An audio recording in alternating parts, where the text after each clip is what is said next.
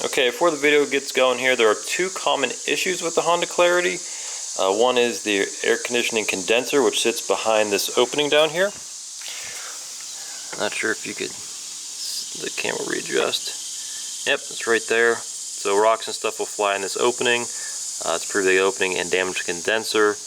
Honda does have a recall up to 100,000 miles that they'll replace that for free. And then the other issue is the wheel bearings. Front wheel bearing's been known to go out prematurely, and that's really about it. So nothing too major. Just a couple things you might want to check before purchasing a used Honda Clarity.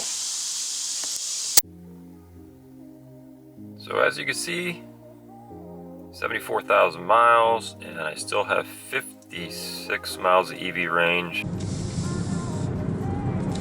Alright, this is my 2018 Honda Clarity base model.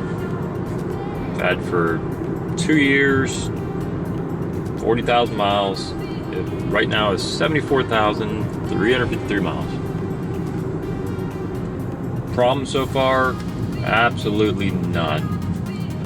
Ain't like mechanical major stuff. Just basically, I've changed the oil, changed transmission fluid, and put a set of tires on it.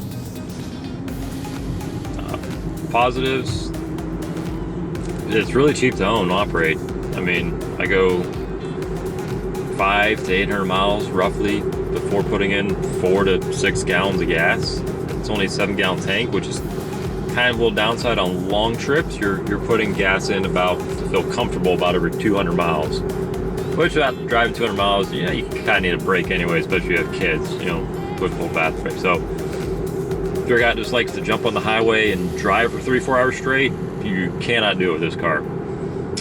You know, if you do that once, twice a year, it's really not a big deal. So, that being said, if you're doing constant highway travel, this isn't the best car for that. But if you do it occasionally, it still works fine. So it's great about plug-in. I get about 56 miles on charge currently. Is rated at 47. I put all-weather tires on there, which reduced the mileage. I was getting in the 60s with the energy-efficient tires. So, with that being said, my battery has not degraded very much at all, which is great with 75,000 miles. Would I recommend buying this used? If you have the 8-year, 100,000 mile warranty, maybe check the battery health before buying it, but I don't see it being a problem. Now, if you're in a state that has the 10-year, 150,000 mile warranty, I wouldn't hesitate buying it with 75,000 miles on, because that battery is $4,000 or $5,000, but you're going to get another 75,000 mile warranty on it. So I wouldn't worry about it. With that being said, so there's a lot to like about this car. It's roomy, comfortable, has enough, you know, acceleration. It's not that slow, not fast either. You have physical buttons to turn the AC on and off, and adjust the fan speed and stuff like that. So at least your major points for that are taken care of, which is nice. Now on the screen for the radio, you do not have an actual knob for the volume, which, to be honest, is kind of annoying. But you do have the button on the steering wheel, so it's not the end of the world. Just kind of annoying because the touchscreen crap, like it sucks changing the volume. Honda did take care of that in the new generation Civic and Accord and stuff. They put the knob back on there because everyone complained about it.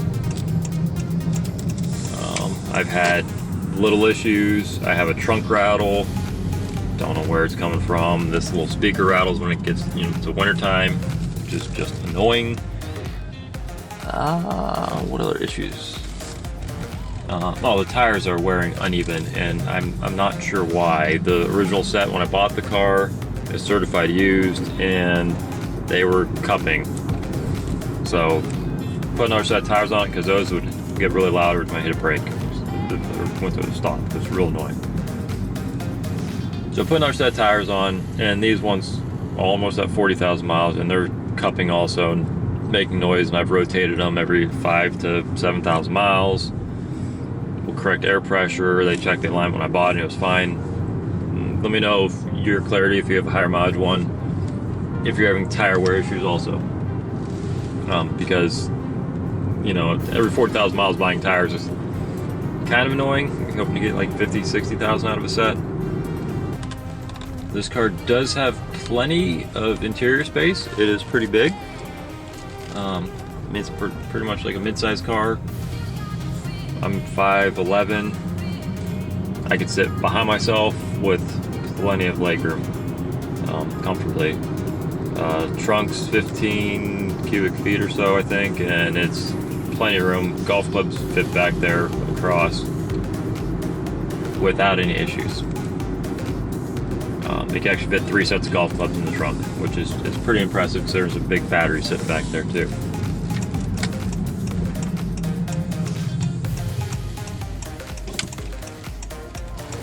So no major complaints. If you're gonna buy this thing used, it's definitely a good comfortable car. And it actually goes good in snow with some all-weather tires on it. So I do have some videos on that. And maintenance is super easy. The transmission fluid is, I think, 2.2 quarts or whatever. And there's a drain plug on it, and the fill holes in the top. It's actually easier than changing that hydraulic because there's no filter to change. And that's required every 60,000 miles. I guess some other negatives about it is there's only one company that makes a hitch for it. So if you want to put like a bike rack on the back on a hitch, the hitch is like $400, you know, opposed to like 180 bucks because only one company makes it. So you're gonna spend a little more there. Roof rack, they don't make roof racks for this thing. This has an aluminum roof. So kind of keep that in mind too. There's, you know, limited things. So if you want to put a kayak or whatever on the top, there's kind of limited ways to do that with this car. It's not as friendly for that kind of stuff for recreational activities. But yeah, that's about all I have for you. It's been a good car.